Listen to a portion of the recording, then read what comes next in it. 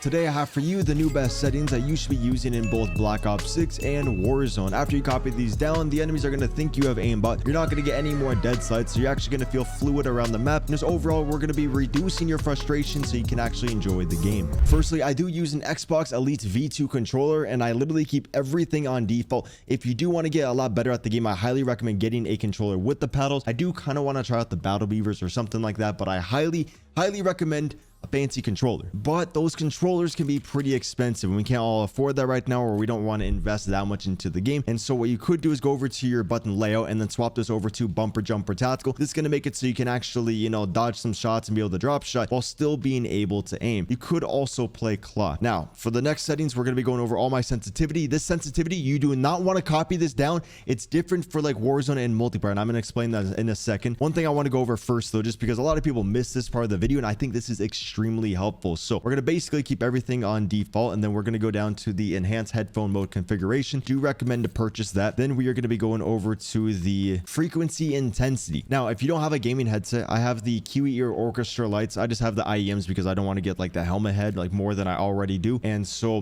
this is basically if you have like a headset, it doesn't matter the headset, these should be the best for you. It's going to lower everything else but make the footsteps a lot like bassier, and so it's going to be a lot easier to track them. So you want the 250 hertz on 50, 500 hertz at 50, 1K at 10, 2K at 5, 4K -5, 6K -5, 8K -5, 10K -5, and that's going to be the same for the left and the right channel frequency. If you do like that stuff, let me know in the comments, and I like to tie that in with the sucker punch. Ever since I did that, I can hear the enemies way more than like most people, although it's not going to be the same for everybody. And so if you feel like it's worse, just don't tune it at all. Like, don't mess with it too much. Don't really think about it. Now for these sensitivities, like I was saying, on Warzone you typically want like a little bit of a higher sensitivity because like everyone has more health, and so you're going to be having to track them up close and things like that. And so I've been playing a lot of Warzone, so I like mine at 1.55. Although for multiplayer, if I'm strictly only playing multiplayer, especially if I'm playing rank play, I'll actually lower this down to like 1.42. But I believe you need to have like a keyboard plugged into your console if you are on console, if you want to do this.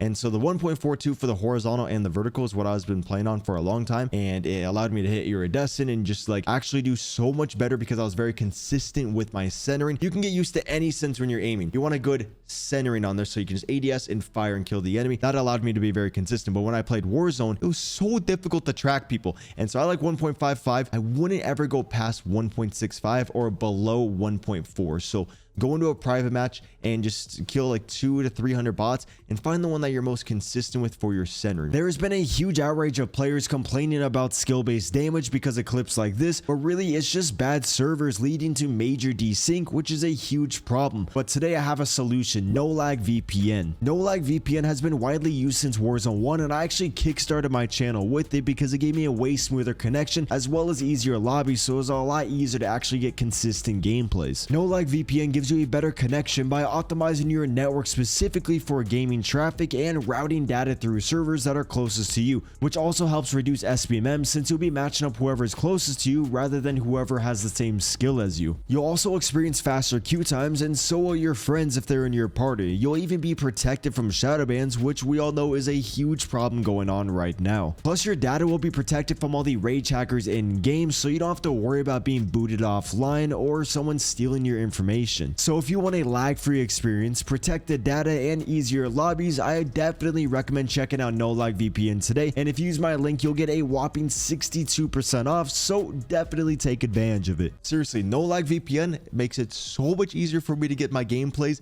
and just I really do highly recommend them to try. And they have like a refund policy, so if you don't like it, you can just refund it. So for the dead zones, we're going to be doing the left stick min at 1. You don't want to go lower than this, or you can, but like my guy will automatically walk forward at times, and it's just really annoying if I'm trying to be like very stealthy. And so I like 1, and if you have it anything higher, your game's not going to be that responsive, and so if you do want to dodge some shots, there's going to be a little bit of a delay, and you don't want any delays. For the left stick max, I kind of want to lower mine down to like 55, and so this basically makes it so all you have to do is move this stick to the like 65%. If you want to get to 100% movement speed, if you have it at 100, then you got to go all the way to the end, and so you can basically get to, you can move around a little bit faster. But if you have it too low, then it's going to be like not as responsive, or you're going to accidentally move in ways that you don't really want to. So the lowest I would go is 45. The highest is going to be 75. Next up for the right stick min, I would never go past 5. Some players do. There's one player selling from Atlanta FaZe. I think his right stick is at like 11. And so it kind of depends on the person, but 99% of players aren't going to go past 5. And even with a brand new controller, I wouldn't go lower than 3 just because you want a little bit of give in there. So then it just makes it so you don't overcompensate on recoil. And it sometimes feels like you have more aim assist, since a lot of the time in your gunfights,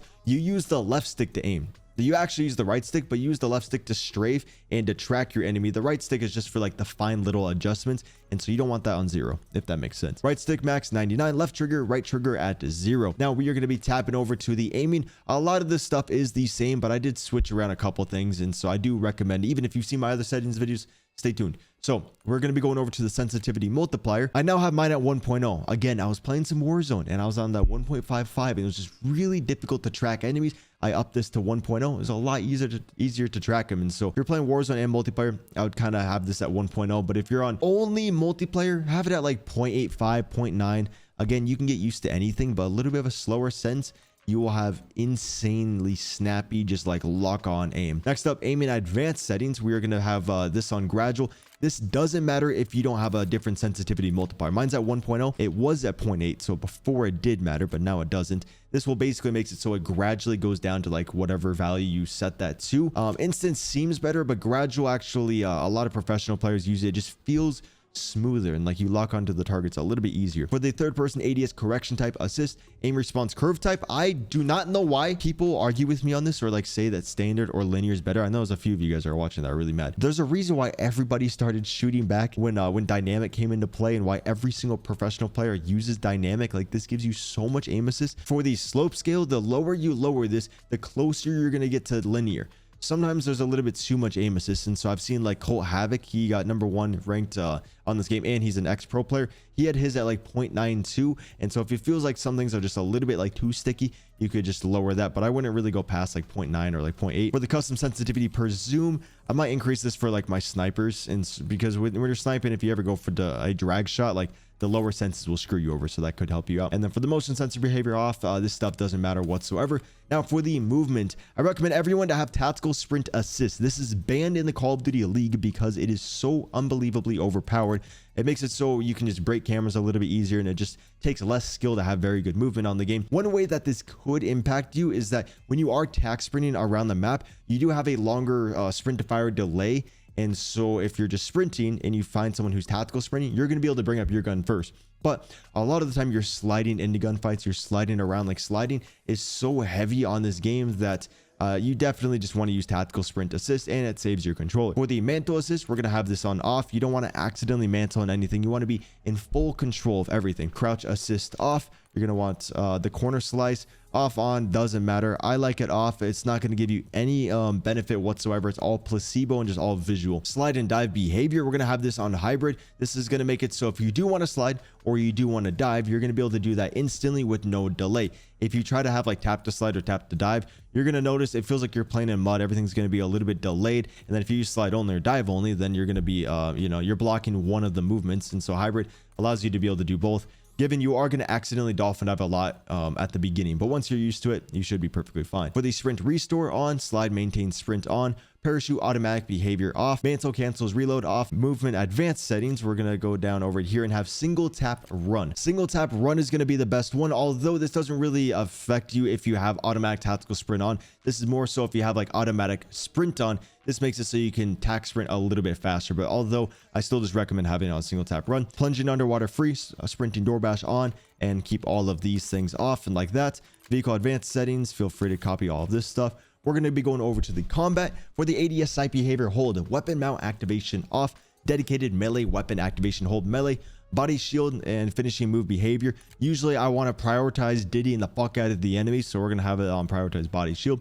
Armor plate behavior, apply all C4 detonation all at once. If you guys do find this video helpful at all, make sure you subscribe with the noties on. I do have a second channel, Seabass 2.0, if you like more creative content, and a like is really appreciated. All of these things on here, just copy all of this. Prioritize interact is a little bit up to you guys. I see a lot of pros with this. I personally like this. If you're playing Warzone, you definitely want it on this, and so it makes it so if you're not used to this, you're gonna accidentally reload or accidentally pick up guns all the time, but once you're used to it, you're gonna see the benefit. It makes it so if you have to reload or there's a gun on the floor, you're gonna prioritize picking up the gun on the floor, which is more helpful in a close quarter situation, to where if you're about to run out of ammo, you can pick up a gun off the floor and hope that there's ammo, and then you can win the gunfight, rather than, you know, having to like reload or something like that, like having to hold the prioritize interact. And so it also makes it so you can open and close doors without accidentally reloading your weapons. So definitely have it on there. Scoreboard behavior toggle, this stuff doesn't really matter too much. And now we are going to be going down over to the graphics. If you're on PC, I mean, if you're on console, this is going to be a little bit different for you, but stay tuned. Some things are going to apply. Just kind of skip over this stuff. I'm going to go over this pretty fast. So this is all PC and console specific. I do recommend to have the reflex low latency on, and then copy all of these things over here for the custom frame limit. You don't really want your PC working harder than it needs to at times. Native, and then yeah, just check out all those things. I'm gonna go over to the quality. We're gonna have this at 100. Upscale / sharpening, we're gonna have that on fidelity. And some people will lose a lot of FPS, but I just it's a lot easier to see the enemies. And so I think for 99% of people watching this, you're gonna do better with fidelity. And if you just max that out, if you lower it to like 50, you're gonna, I think, get more FPS. And so just find the value that works best for you. For me, I have a pretty good PC, so I'm gonna have it at 100. And then skip all these things. Variable rate shading off. Texture resolution, I am trying to make my game look good for my video, so I have it on high, but I recommend you guys to have it on low. Very low makes everything too pixelated. Texture filter anisotropic, supposedly this doesn't impact FPS whatsoever, so I have it on ultra. Depth of field off. Detail quality low. Particle resolution very low. Bullet impact, you get more FPS with that off, but I like to see where I'm shooting for like class setup videos. Persistent effects off. Shader quality low. On-demand texture streaming, make sure that's on optimized with 32 and off. Once I did this, I got way less packet burst. If you don't notice the difference, I think minimal is going to be a little bit better. Local texture streaming, we're going to have that off. I mean low. Shadow quality very low. Screen space shadows, if you want your camos to look good, or actually just in general, it makes it so you can see things in shadows a little bit easier, and so I like to have it on high. And then occlusion and screen space lighting off. Screen space reflections high. Static reflection quality low. Tessellation off. Volumetric quality low. Deferred physics quality off. Weather grid volumes quality off. Water quality off. For the view, we're gonna have anarop. Just have that off. Field of view for Warzone, you kind of want a higher sensitivity, because a higher FOV, because the map is just so much bigger. You actually need to have all that data, and so it is helpful. But on multiplayer, the maps are so small that you don't really need to have a high FOV, and that's why you'll never see a pro player with a higher than like 105 FOV. And a lot of them, like a lot of people in Optic, they have it on like 97, 98. And so the lower FOVs are definitely a little bit more helpful. Multiplayer, my favorite's going to be 103, but when I'm recording videos and things, I like to have it on like 115, 120 to make it look cool.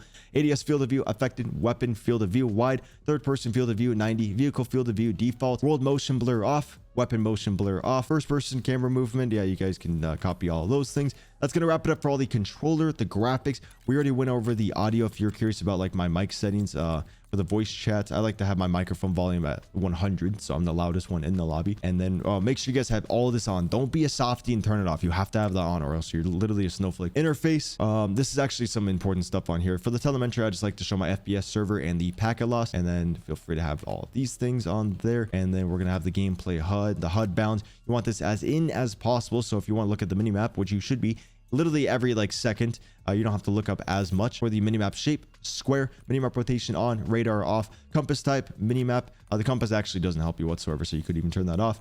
And then player names, I like to have full name, just like the visibility sometimes in this game isn't that good, and so this is going to make it so it's a little bit easier to actually see those enemies. Crosshair static, this is going to make it so if you want to hip fire and things, it's, or just in general center, you'll center a lot more consistently with static. And then crosshair dot, obviously you want on. This is what like why you want a lower sensitivity, so you can have this white dot like where an enemy could be. And the higher senses, it's a little bit tough to do that, but on the lower sense, it's very easy to be consistent, which is why the pros play on lower ones. Center dot scale, I have it on larger because I just can't see that small one. If you're on a big TV, then I would definitely do largest. Crosshair spread on. Crosshair opacity 100. I like to have mine at cyan. It just seems like it clicks in my brain a little bit better. And then lastly, we're going to go over to the account and network. We're going to have this on dismember and gore effects off. That's going to make it so your game just runs a whole lot better. And then I believe there was something else that was missing on here. I think it's on the HUD preset standard visuals. Copy all of this things. And then for the colors, oh yeah, you want to have it on color filter 2, color filter target both. And then I have my team at green, and then, you know, the enemy's red. You guys can literally customize this and make it as saturated as humanly possible. And then you want the intensities maxed out. And that is going to wrap it up for this video. And so again, I highly recommend no lag if you want some bot lobbies. If it doesn't help you can literally get a refund. And so take my vouch for it. I hope you guys did find this video helpful. Hope you guys have a good rest of your day.